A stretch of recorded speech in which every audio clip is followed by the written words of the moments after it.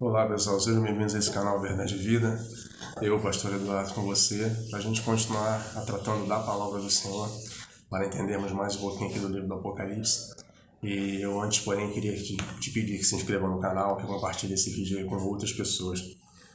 A Bíblia Sagrada, hoje o Senhor fala conosco aqui, no livro de Apocalipse, no capítulo 22, a partir do versículo 11, o seguinte: quem é injusto, faça injustiça ainda, e quem está sujo, suje-se ainda. E quem é justo, faça justiça ainda, e quem é santo, seja santificado ainda. Então a Bíblia diz o quê? Sempre ainda, né? Por quê? O tempo está curto, conforme o versículo 10 aqui, o versículo anterior, tá? A Bíblia diz aqui que para o Senhor Jesus ele disse a João para que ele não selasse as palavras, né, da profecia desse livro, né? Quer dizer, para que ele não guardasse essas palavras de maneira secreta, mas que ele as expusesse, né, conforme ele fez aqui no livro do Apocalipse, né? Por quê? Porque o tempo está próximo, porque o tempo está curto. Então, quando ele disse para aquele que é injusto a praticar injustiça ainda e para aquele que é sujo sujar-se ainda, por quê? Porque o tempo está próximo. É o que a Bíblia Sagrada nos mostra aqui. Mas, ao mesmo tempo, também ele diz aqui para aquele que é santo, que santifique-se ainda, e para o que é justo, aqui no versículo 11, que faça justiça ainda. Ainda por quê? Porque quando nós recebermos um corpo glorificado e reinarmos com o Senhor, no corpo glorificado, não haverá preocupação de você não se sentar na roda dos escarnecedores, até porque para onde nós vamos, tá? Ali só haverão justos e santos. Não haverá a preocupação de você não pecar, de você ter que se santificar. Por quê? Porque ali estaremos com um corpo incorruptível, tá? Um corpo glorificado, como o do Senhor Jesus quando ressuscitou.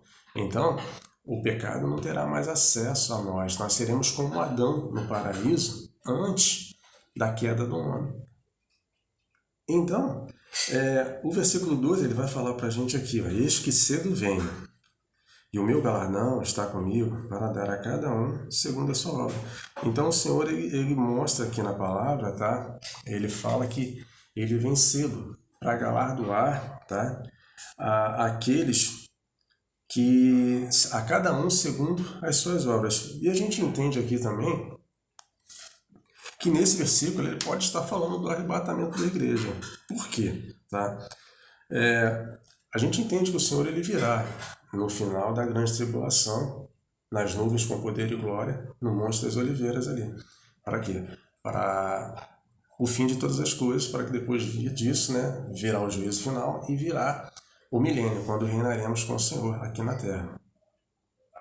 Mas quando ele diz aqui que cedo venho, ele trata do arrebatamento da igreja. Ele está falando que antes desse tempo, ele está vindo. É o que ele demonstra aqui nessa palavra, né? E que o galardão dele, que ele trará o galardão para quê? Para recompensar, tá? As pessoas que forem arrebatadas, tá?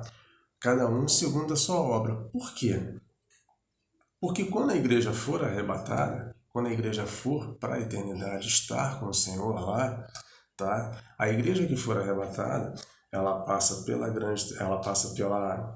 galardão dos salvos, a igreja é galardoada conforme ele está dizendo aqui, e passa pelas bodas do Cordeiro, tá? Esse é um privilégio da igreja que for arrebatada. Por quê? Os demais não passarão por esse processo aí. Porque o Senhor, quando vier no final dos 7 anos ali, para julgar a terra, aqueles que serão ressuscitados naquele dia e receberão um corpo glorificado, reinarão com Cristo por 1000 anos na terra. Aqueles que sobreviverem à grande tribulação e que forem salvos ali, terão seus corpos transformados. Naqueles dias, tá, encontrarão-se também com o Senhor nas nuvens, tá, conforme a igreja ressurreta, e também reinarão aqui na terra por 1000 anos com o Senhor. E a igreja que já estava na Nova Jerusalém, ela virá com o Senhor, que são os arrebatados, tá? Eles virão e eles reinarão por 1000 anos aqui com o Senhor também. Então, o que acontece? Bodas do Cordeiro e galardão dos salvos, tá? Só acontece para a igreja arrebatada. E é isso que ele está dizendo aqui, ó. Eu venho cedo, quer dizer, algo vai acontecer antes da sua vinda, né? No final da grande tribulação, tá? Para quê? Para galardoar, para presentear aqueles que forem encontrados vigilantes, tá? Porque a igreja vai ser arrebatada, por quê? Porque ela vai estar vigiando, ela vai estar como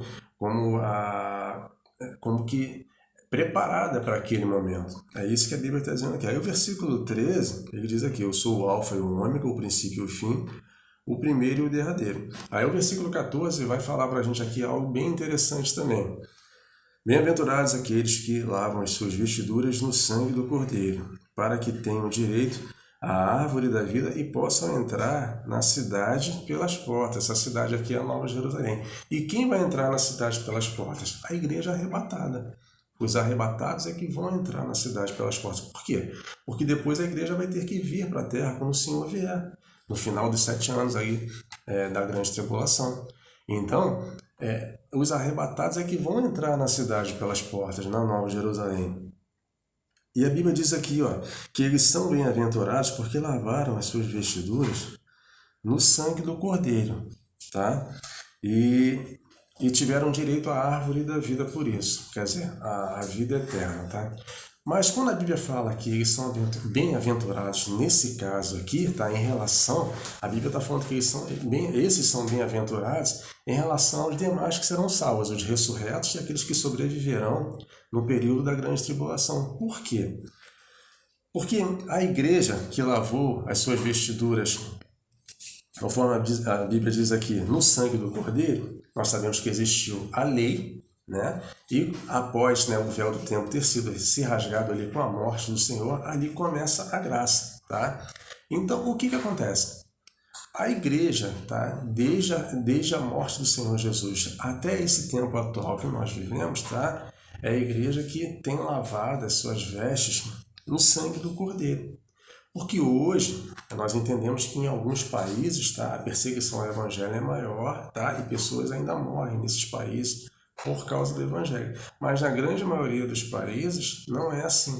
E a gente vive hoje esse tempo da graça, que existe o quê? Uma maior liberdade para que o indivíduo, a pessoa, ela aceite a Cristo e ela seja salva. Mas quando a igreja for arrebatada, quer dizer, esse tempo aí daqueles que lavaram as suas vestiduras no sangue do Cordeiro, após o arrebatamento da igreja, essa questão de salvação, ela vai se estreitar muito. Por quê? Aqueles que ficarem, tá? Aqueles que não forem achados, vamos dizer assim, fiéis no dia do arrebatamento e eles ficarem, o que vai acontecer, tá? Após isso, tá? Vai começar a perseguição, tá? E eu entendo que após o arrebatamento da igreja, aqueles que ficarem, tá? Eles vão ser os primeiros a ser perseguidos pelo sistema da besta.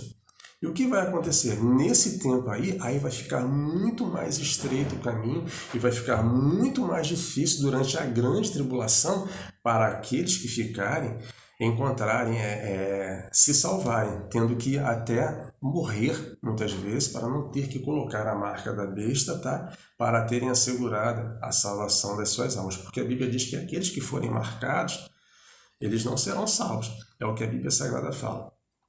E talvez você pense, né? Poxa, mas aqui no capítulo 22, no final da Bíblia, o Senhor ele fala daqueles que serão arrebatados, mas e quanto aos demais, tá?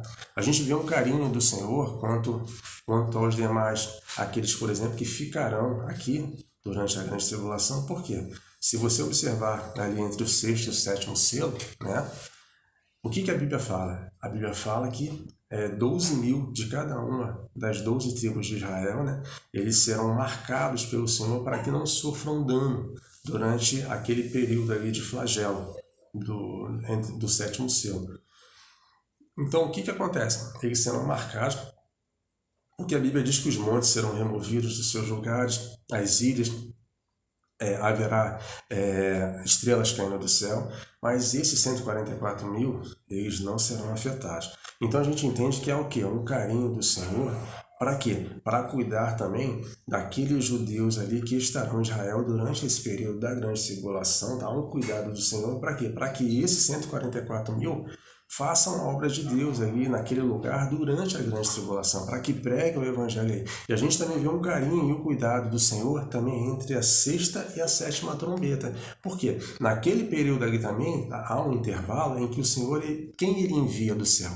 as duas testemunhas, que eu entendo que são Elias e Moisés. Eu já falei isso até no outro vídeo. Se você quiser tirar a dúvida aí, tem um vídeo aí no canal e você vai entender por que eu penso que são Elias e Moisés. Então, entre a sexta e a sétima trombeta também há a misericórdia do Senhor. E ele envia Elias e Moisés ali, as duas testemunhas, para quê? Para pregar também, tá, ao povo da terra, àqueles que ficaram, né, e não foram arrebatados, e aos demais que, porventura, vão tomar a sua posição para aceitar a Cristo e receberem o reino de Deus na sua vida. Então, há um cuidado. Tá? Então, o Senhor, mesmo após o arrebatamento da igreja, ele tem um carinho e um cuidado mesmo em meio àqueles 21 chagas do Apocalipse, né, que são o quê? Os 7 selos, as 7 trombetas, as 7 taças. Há um cuidado do Senhor, tá? Porque ele envia ainda os anjos que pregarão, os 3 anjos que pregarão o evangelho eterno também. Então, porque o Senhor está preocupado o tempo inteiro em salvar o maior número de almas possíveis. Então, há um cuidado também com esses que estarão vivos durante, né, esse período da grande tribulação, porque talvez você ache que eu sou tendencioso por olhar esse versículo, esse trecho que nós lemos aqui e achar que o Senhor está falando da igreja arrebatada, porque na verdade ele fala isso aqui sim. Por quê? Porque o Senhor o tempo todo ele nos adverte a estar como? Tá? A estar vigilante, a estar atentos, tá? E é por isso que a Bíblia diz, vigiar e orar. Nós primeiro devemos orar, mas devemos antes estar atentos. Então o Senhor sempre ao longo da Bíblia nos adverte ao quê? A estar vigilante, a não nos envolvermos com o pecado, tá? E aqui nas considerações, já no final da palavra do Senhor aqui, ele novamente nos lembra, estejam atentos porque eu venho cedo, tá? E eu entendo que quando se trata do arrebatamento da igreja, há uma discussão teológica, né, daqueles que são pré-tribulacionistas, né, como eu, que acreditam que a igreja não passa pela grande tribulação, e os tribulacionistas. Porque muitas vezes nós que cremos que a igreja não passa pela grande tribulação, nós damos um argumento desnecessário aos tribulacionistas, né, porque nós costumamos dizer que a vinda do Senhor estará em 2 fases, né? A fase do arrebatamento secreto, né, em que milhões de pessoas, milhões de cristãos vão desaparecer do planeta, e a fase que é a sua vinda no final da grande tribulação, que é a fase que todo olho verá, né, que ele virá nas nuvens com poder e glória lá no Monte das Oliveiras. Mas os tribulacionistas, eles nos conflitam porque eles dizem que a Bíblia não fala que o Senhor ele virá 2 vezes na Terra, né? Realmente, eu entendo que para o arrebatamento da igreja, o Senhor, pela magnitude do seu poder, ele pode simplesmente tirar a igreja da terra, tá? Vindo apenas no final da grande tribulação. Eu entendo dessa maneira. Então, muitas vezes, quando nós falamos que a vinda do Senhor se dará em 2 fases e aqueles que são tribulacionistas refutam essa ideia, eles têm até uma certa razão, porque também eu entendo que, pelo menos até o presente momento, a Bíblia só fala que o Senhor virá nas nuvens com poder e glória uma vez no fim da grande tribulação, tá?